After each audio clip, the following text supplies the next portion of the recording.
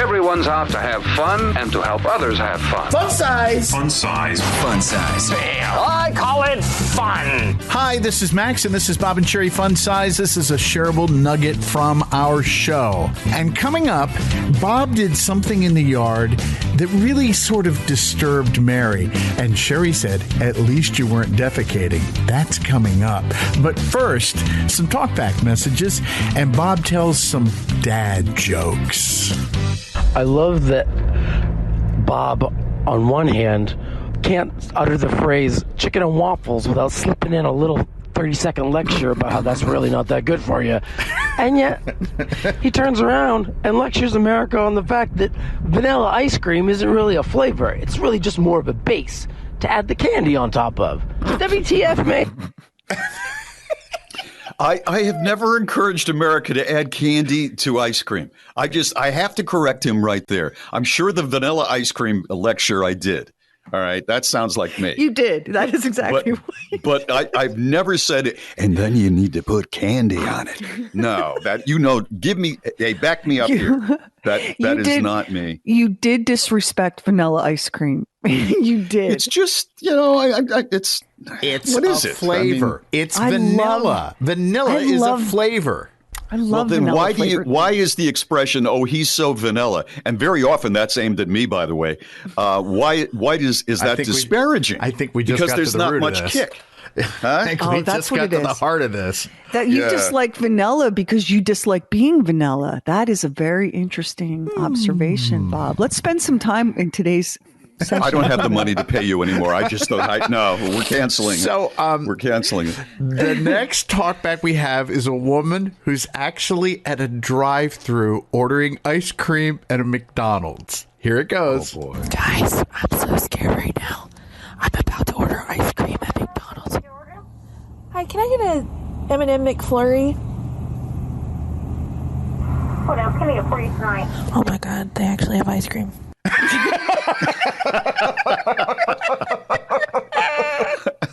When did that become a national meme?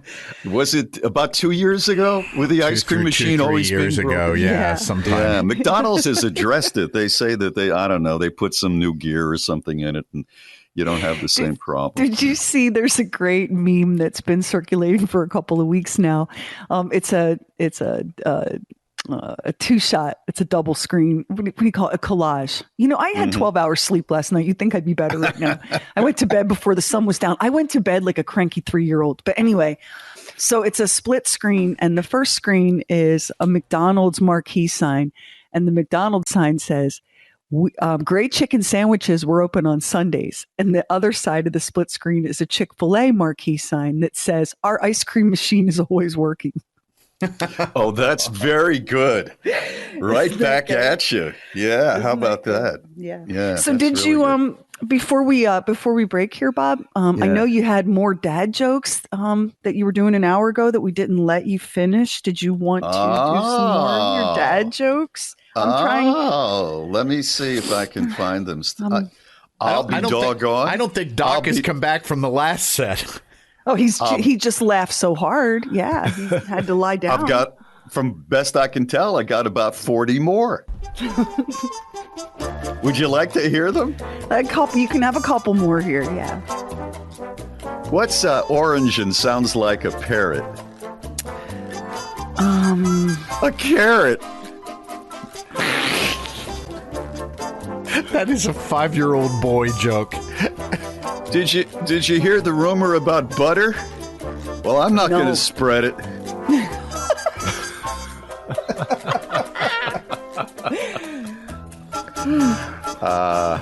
you have a few more before we pause? Beg for it. Beg for it. Come on, Daddy Vanilla. A steak pun is a rather... Let me do it again. Boy, when you screw up a dad joke, you are really a terrible comedian. It's time for a break. A steak pun is a rare medium well done. A steak pun is... Oh, I get it. Oh, okay. You get it? All right. I think I can do one more. One more. Bring it on, Dad. This is a good one. Do I enjoy making courthouse puns? Guilty. You know what really sold that? The delivery. Your pleasure. Yes. You sold that one. Thank you. Yeah. That's right. Yeah. Yeah. Well, you gotta, like in other things in life, you gotta let who you're with know that you're having a good time. You know what I mean? Oh, don't That I way know you that? won't be Yeah. accused of being vanilla. Thank you. Well, evidently I have to check myself a little bit more when I'm outside, when I'm in public. So here's the deal. I sit in front of this microphone talking with you for hours and hours and hours, right? And so that's not a good thing. I don't get up as much as I used to when we were at the old station, when I could walk around the halls and all, because I'm in my house. And I've also taken up a little bit of gardening, and I had a big pile of mulch delivered to the front of my house. So what I do is I get my wheelbarrow and I get my shovel and I fill up the wheelbarrow and I go around my house and in the yard, and where there are holes, for whatever reason, I fill it and then, put some grass seed on there. So I've been doing this, and my back started getting really stiff between doing the show for hours and hours and hours and then the shoveling, which I'm not used to. So I'm out there and I have this hat.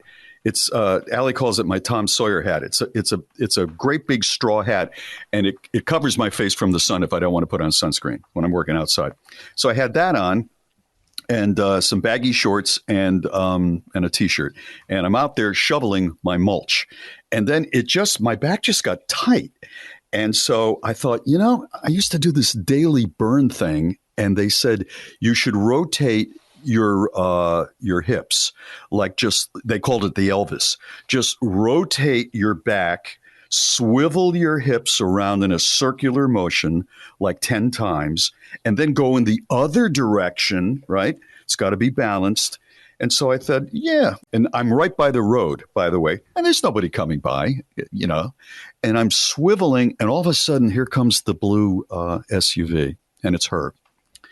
And she stopped and rolled down her window and said, "What are you doing?"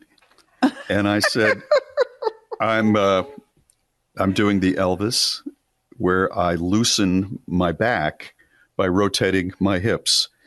And there was a pause, and she said, "Don't be that guy."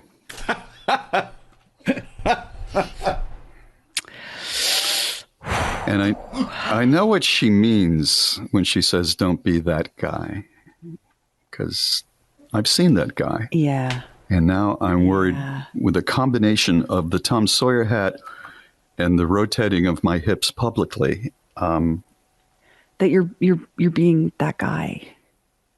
Yeah. Well, what are you going to do? I mean, could you not do your Elvis maneuvers in private, indoors, like not? That on was the a very street? sarcastic thing the way you just put that. My Elvis maneuvers. That was very sarcastic. I couldn't think of a better way. Like I'm trying to picture what rotating your hip looks like. So you're like doing a hula hoop kind of thing in the front yard with a giant straw hat on. Please don't be that guy.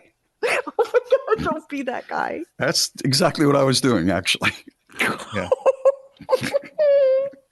There was no one around. All of a sudden, I mean, she's like stealth-like sometimes. She just shows up. Yeah, she's a tricky one. You think you're keeping an eye out for her, and you think you're vigilant, and then boom, she's right there over your left shoulder watching you. You gotta be so careful. She doesn't miss anything, and she's got a memory like an elephant. So when she said, "Don't be that guy," I just thought about this book that I read that this guy wrote about growing up in the 1950s.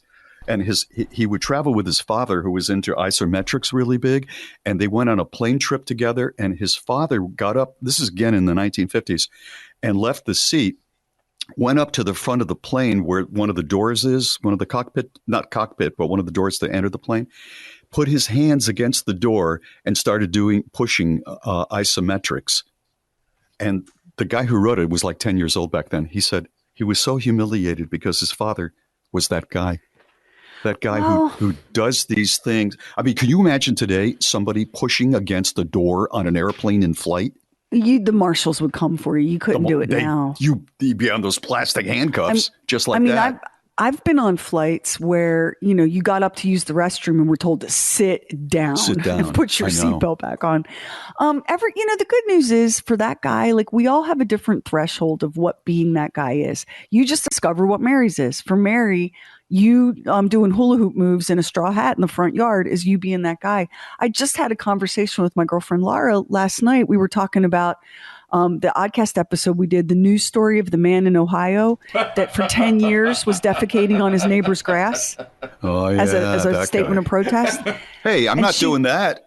She listened to the Oddcast episode and she was like, "Who can you even imagine?" I said, "All Kevin has to do is do that one time and I'm done. I will not entertain it. One time and he's out of here." And she's like, "Way to have standards." But, like, don't be that guy, right? Yeah. If you want to go hula hoop in the front yard, okay. But so everyone's limits are different, Bob. And it's a blessing that you have discovered your wife's. Yeah, I know. I guess I will have to go inside. And did you tell her when Did you tell her when she yelled at you for doing that at least you weren't defecating? Did you point that out to in your own defense? That didn't come to my mind. I wish it had. That's it for this episode of Bob and Sherry Fun Size. Thank you so much for checking it out. And be sure to check out Bob and Sherry with Facebook Live Thursday nights, 7 p.m. Eastern till 8 o'clock or thereabouts. And be sure to check that out. Also, we have the Mother of All Mothers line in our Bob and Sherry store. There's candles, there's oversized tees, there's tote bags. All of that is at bobandsherry.com. Thanks for listening.